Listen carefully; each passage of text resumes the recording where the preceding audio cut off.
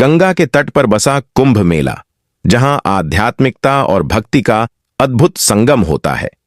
दूर दूर से आए श्रद्धालु पुण्य की डुबकी लगाने के लिए यहां उमड़ते हैं। पूरा वातावरण मंत्रोच्चार, शंखनाद और आरती की गूंज से गुंजायमान है। हजारों साधु संतों की उपस्थिति और अखाड़ों की भव्य शोभा यात्राएं इस मेले को और भी दिव्य बना देती हैं।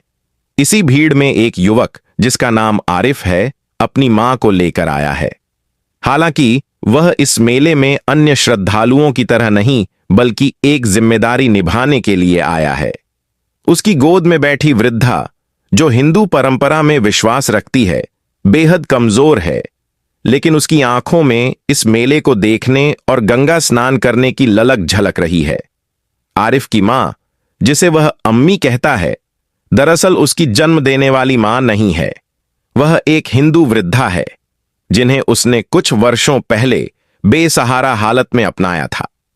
समाज की बंदिशों और धर्म की सीमाओं से परे दोनों के बीच एक अनकहा रिश्ता बन गया। अम्मी का असली नाम सावित्री देवी है, जो वर्षों से गंगा स्नान की इच्छा रखती थीं, लेकिन अकेले यह संभव नहीं था। आरिफ ने अपने फर्ज को समझा और उन्हें इस मेले तक लाने का फैसला किया। भीड़ के बीच से गुजरते हुए सावित्री देवी की आंखों में खुशी के आंसू हैं, जबकि आरिफ अपने आसपास के लोगों की जिज्ञासु नजरों को नजरअंदाज करने की कोशिश कर रहा है। जैसे जैसे वे कुंभ मेले की भीड़ में आगे बढ़ते हैं, कुछ लोग उनकी बातचीत सुनकर चौंक जाते हैं। एक मुस्लिम युवक को अम्मी कहकर एक हिंदू वृद्धा संबोधित कर रही है, और वह भी उसे बेटा कहती हैं। लोग फुसफुसाने लगते हैं, यह रिश्ता कैसा है? भीड़ में कुछ लोगों की निगाहें टटोलने लगती हैं। कोई इसे प्रेम और ममता की मिसाल मानता है, तो कोई धर्म के नाम पर संदेह करता है। इस बीच आरिफ सावित्री देवी को हाथ पकड़कर गंगा तट तक ले जाता है, ताकि वह अपनी वर्षों पुरानी मुराद पूरी कर सके। लेकिन कुछ लोगों की निगाहें अब उन दोनों का पीछा कर रही हैं। गंगा के पवित्र जल में पैर रखते ही सावित्री देवी के चेहरे पर असीम शांति आ जाती है। वे कांपते हुए हाथों से पानी उठाकर माथे से लगाती हैं, मानो उनका जीवन अब पूर्ण हो गया हो। आरिफ दूर खड़ा उन्हें निहारता है और सोचता है कि उसने अपना कर्तव्य पूरा कर दिया। तभी पीछे से कुछ लोगों की फुसफुसाहट तेज हो जाती है। एक मुस्लिम लड़का यहां क्या कर रहा है? क्या वह इस वृद्धा का इस्तेमाल किसी मकसद के लिए कर रहा है? धीरे धीरे सवाल बढ़ते हैं और लोग उनके बारे में और जानने की कोशिश करने लगते हैं। सावित्री देवी को इस हलचल का एहसास नहीं होता, क्योंकि वह पूरी तरह अपने स्नान में लीन है। लेकिन आरिफ अब असहज महसूस करने लगा है। उसे डर है कि कहीं भीड़ कोई गलत फहमी न पाल ले। सावित्री देवी जब पानी से बाहर आती हैं, तो उनकी आंखों में संतोष की चमक होती है। वह आरिफ का हाथ पकड़कर कहती हैं, बेटा, तूने मेरा जीवन सार्थक कर दिया। यह सुनकर कुछ लोग चौंक जाते हैं और कुछ अविश्वास से देखने लगते हैं। इसी बीच एक व्यक्ति भीड़ में से आवाज लगाता है, अरे, यह लड़का कौन है? यह यहां क्यों आया है? आरिफ अब घबराने लगता है, लेकिन सावित्री देवी आत्मविश्वास से आगे बढ़ती है। वह जानती हैं कि उनका बेटा निर्दोष है, लेकिन समाज हमेशा सवाल खड़े करता है। वह भीड़ से कहती हैं, यह मेरा बेटा है। यह मुझे मेरे अंतिम तीर्थ यात्रा पर लाया है। कुछ लोग सहानुभूति जताते हैं, लेकिन कुछ अभी भी संशय में हैं। इसी बीच भीड़ में से किसी ने धीरे से कहा, अगर यह उसका बेटा है, तो यह उसका धर्म क्या है? यह सवाल आग की तरह फैल जाता है और अब लोग अधिक संदेह करने लगते हैं। सावित्री देवी और आरिफ एक ओर बढ़ रहे होते हैं, लेकिन भीड़ अब उन्हें घेरने लगी है। किसी को यकीन नहीं हो रहा कि एक मुस्लिम लड़का एक हिंदू वृद्धा को मां की तरह संभाल सकता है। सवाल और भी तेज होते जा रहे हैं। क्या यह सच में उसका बेटा है? यह किस इरादे से आया है? कुछ लोग अब इस मामले में गहराई से दखल देने लगते हैं। भीड़ में से कोई व्यक्ति चिल्लाता है, यह धोखा हो सकता है, हमें पुलिस को बुलाना चाहिए। इस बात से स्थिति और गंभीर हो जाती है। आरिफ परेशान है, लेकिन सावित्री देवी अब भी शांत हैं। वह अपने बेटे का हाथ मजबूती से पकड़कर खड़ी रहती हैं, लेकिन चारों ओर से उठते सवालों ने माहौल को तनावपूर्ण बना दिया है। कुछ लोग सहानुभूति रखते हैं, तो कुछ अब इसे एक बड़ा मुद्दा बनाने पर उतारू हैं। कुंभ का मेला जो आस्था और आध्यात्मिकता के लिए जाना जाता है, अब धार्मिक पहचान और सामाजिक सीमाओं की बहस में उलझ चुका है। कुछ लोगों का कहना है कि धर्म के नाम पर यह भेदभाव गलत है, जबकि कुछ इसे नियमों का उल्लंघन मानते हैं। पुलिस को सूचना दे दी गई है और कुछ ही मिनटों में अधिकारी वहां पहुंचने वाले हैं। आरिफ को अब एहसास होता है कि समाज के लिए प्यार और इंसानियत से ज्यादा धर्म का नाम मायने रखता है। पुलिस आती है और सवाल पूछने लगती है, आपका नाम क्या है? यह महिला आपकी मां कैसे है? सावित्री देवी जवाब देने लगती हैं, लेकिन भीड़ में कुछ लोग अब उन्हें डराने लगे हैं। सवालों की बौछार और धर्म की राजनीति इस अनोखे रिश्ते पर भारी पड़ने लगी है। अब सवाल यह है कि क्या इंसानियत इस धर्म की लड़ाई में जीत पाएगी, या फिर आरिफ और सावित्री देवी को समाज के फैसले का सामना करना पड़ेगा? पुलिस की पूछताछ जारी थी, लेकिन तभी भीड़ में खड़े एक व्यक्ति ने जोर से कहा, यह लड़का झूठ बोल रहा है, यह हिंदू नहीं है, यह मुसलमान है। बस इतना कहना था कि माहौल और गरमाने लगा। कुछ लोग सावित्री देवी को सहानुभूति से देखने लगे, तो कुछ को यह संदेह होने लगा कि कहीं यह किसी साजिश का हिस्सा तो नहीं। पुलिस अधिकारी ने आरिफ से कड़ाई से पूछा, सच सच बताओ, यह तुम्हारी असली मां है या नहीं? आरिफ की आंखों में बेबसी झलक रही थी। उसने जवाब दिया, मां वही होती है जो परवरिश करे, प्यार दे। मैंने इन्हें बेसहारा पाया था और तब से मैं ही इनकी देखभाल कर रहा हूं। लेकिन भीड़ के कुछ लोगों को यह जवाब मंजूर नहीं था। धीरे धीरे हालात बिगड़ने लगे। सावित्री देवी अब डरने लगी थीं। उनकी उम्र ज्यादा थी और ऐसी भीड़ में फंसना उनके लिए मुश्किल होता जा रहा था। उन्होंने आरिफ का हाथ कसकर पकड़ लिया, लेकिन पुलिस ने दोनों को अलग कर दिया। कुछ लोग कहने लगे कि यह मामला गहराई से जांचने लायक है। आरिफ के मन में एक डर बैठ गया, अगर उन्होंने मां को मुझसे दूर कर दिया तो? अगर कोई उन्हें नुकसान पहुंचाने की कोशिश करे तो? सावित्री देवी को भी यह एहसास हो रहा था कि समाज उनके रिश्ते को स्वीकार करने के लिए तैयार नहीं है। लेकिन इससे पहले कि वे कुछ कह पाती, एक व्यक्ति ने जोर से कहा, इन्हें अलग कर दो, पहले सच का पता लगना चाहिए। अब मामला गंभीर हो चुका था। पुलिस ने दोनों को अलग अलग खड़ा कर दिया और सावित्री देवी से सवाल करने लगी, यह लड़का तुम्हारे साथ क्यों है? तुम इसे कब से जानती हो? सावित्री देवी ने कांपती आवाज में कहा, यह मेरा बेटा है, खून का नहीं, लेकिन आत्मा का रिश्ता इससे गहरा होता है। लेकिन पुलिस को यह जवाब अधूरा लगा। एक अधिकारी ने आरिफ की ओर देखा और सवाल दागा, तुम्हारा पूरा नाम क्या है? क्या तुम इस महिला को किसी मकसद से यहां लाए हो? अब आरिफ को एहसास हो रहा था कि सच बोलने के बावजूद भीड़ उसे गलत ही समझेगी। सावित्री देवी ने जब यह बताया कि आरिफ ने उन्हें वर्षों पहले सहारा दिया था, तो कुछ लोगों को यह कहानी झूठी लगी। किसी ने चिल्लाकर कहा, अगर यह मां बेटे जैसे हैं तो इस लड़के ने इसे गोद क्यों नहीं लिया? यह हिंदू क्यों नहीं बना? यह सवाल आग की तरह फैल गया। लोग अब बहस करने लगे कि क्या धर्म की सीमाएं रिश्तों से बड़ी हैं? कुछ लोगों का मानना था कि आरिफ नेक दिल इंसान है, जबकि कुछ इसे किसी साजिश की तरह देख रहे थे। अब मामला सिर्फ एक मां बेटे के रिश्ते का नहीं रह गया था, यह हिंदू मुस्लिम का मुद्दा बन चुका था। कुछ लोग आरिफ को दोषी मानने लगे तो कुछ कह रहे थे कि यह सब बेवजह का हंगामा है। सावित्री देवी अब थक चुकी थीं।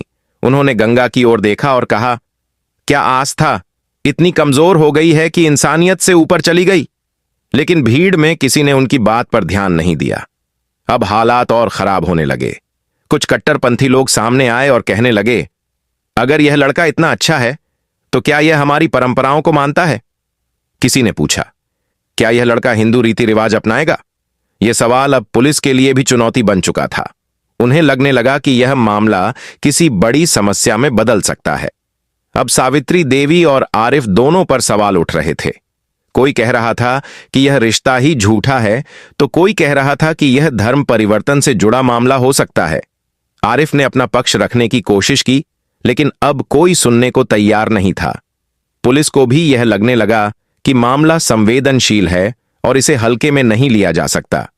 अब दो गुट बन चुके थे, एक जो आरिफ और सावित्री देवी के समर्थन में था और दूसरा जो इसे धर्म के विरुद्ध मान रहा था। पुलिस दोनों पक्षों को शांत करने की कोशिश कर रही थी, लेकिन माहौल लगातार बिगड़ता जा रहा था। सावित्री देवी ने थके हुए स्वर में कहा, क्या अब मां बेटे का रिश्ता भी धर्म के आधार पर तय होगा? लेकिन इस बात का कोई असर नहीं पड़ा। कुछ लोग कहने लगे कि अब इस मामले को पंचायत या धार्मिक संगठनों के पास ले जाना चाहिए। आरिफ अब पूरी तरह से घिर चुका था। उसने हाथ जोड़कर कहा, मैं किसी को चोट पहुंचाने नहीं आया था। मेरी मां की आखिरी इच्छा थी कि वह कुंभ में स्नान करें और मैंने सिर्फ उनका साथ दिया। क्या मेरा गुनाह यही है कि मैं हिंदू नहीं हूं? लेकिन कुछ लोग अब भी आश्वस्त नहीं थे। सावित्री देवी ने भीड़ की ओर देखते हुए कहा, अगर इंसानियत ही सबसे बड़ा धर्म नहीं है तो फिर क्यों कहते हो कि वसुधैव कुटुंबकम? लेकिन कुछ लोग इसे एक धार्मिक लड़ाई बना चुके थे। पुलिस अब तय करने की स्थिति में थी कि उन्हें दोनों को सुरक्षित बाहर निकालना होगा या भीड़ के फैसले का इंतजार करना होगा। अब सवाल यह था कि क्या इंसानियत की जीत होगी या फिर धर्म की दीवारें एक बेटे और उसकी मां को अलग कर देंगी। सावित्री देवी की भावनात्मक अपील के बावजूद भीड़ के कुछ लोगों का गुस्सा शांत नहीं हुआ था, लेकिन वहीं कुछ लोग ऐसे भी थे जो अब इस पूरे विवाद को गलत समझने लगे थे। एक बुजुर्ग साधु आगे बढ़े और बोले, क्या हमने शास्त्रों में नहीं पढ़ा कि सच्चा धर्म वही है जो प्रेम और करुणा सिखाए? अगर यह लड़का अपनी मां की सेवा कर रहा है तो हम इसे गलत कैसे ठहरा सकते हैं? उनकी यह बात सुनकर कुछ लोग सोचने लगे, लेकिन दूसरी ओर धर्म के ठेकेदार इसे हार मानने की तरह देख रहे थे। वे अब भी इस रिश्ते को शक की निगाह से देख रहे थे। बढ़ते विवाद को देखकर पुलिस ने स्थिति को नियंत्रित करने के लिए सावित्री देवी और आरिफ को अलग ले जाने का फैसला किया। उन्होंने भीड़ को चेतावनी दी कि अगर किसी ने हिंसा की तो सख्त कार्रवाई होगी। लेकिन भीड़ दो हिस्सों में बंट चुकी थी। एक तरफ वे लोग थे जो आरिफ और सावित्री देवी के रिश्ते को इंसानियत की मिसाल मानते थे, तो दूसरी ओर वे थे जो इसे धर्म के विरुद्ध मान रहे थे। पुलिस अब तय नहीं कर पा रही थी कि उन्हें क्या करना चाहिए। मामला धार्मिक भावनाओं से जुड़ चुका था और किसी भी कदम से स्थिति और बिगड़ सकती थी। सावित्री देवी और आरिफ को पुलिस चौकी ले जाया गया, जहां अधिकारियों ने उन्हें अलग अलग बैठाकर पूछताछ शुरू की। तुम सच बताओ, ये तुम्हारी असली मां नहीं है, फिर भी तुम इसके साथ क्यों हो? आरिफ ने गहरी सांस ली और जवाब दिया, मां सिर्फ खून का रिश्ता नहीं होती, मां ममता और त्याग का नाम है। मैं इनके लिए सब कुछ छोड़ सकता हूं, लेकिन इन्हें अकेला नहीं छोड़ सकता। सावित्री देवी से भी यही सवाल किया गया। उन्होंने रुंधे हुए गले से कहा, अगर यह लड़का मेरा बेटा नहीं है तो फिर कौन है? क्या मां की ममता को भी धर्म के आधार पर मापा जाएगा? लेकिन कुछ लोग अब भी इसे स्वीकार करने के लिए तैयार नहीं थे। पुलिस चौकी के बाहर लोगों की भीड़ जमा हो गई थी। कई लोग जो पहले आरिफ के खिलाफ थे, अब उसकी सच्चाई को समझने लगे थे। अगर यह लड़का कोई गलत इरादा रखता तो क्या यह इतने सालों तक इस वृद्धा की सेवा करता? अब धीरे धीरे सहानुभूति का माहौल बनने लगा था।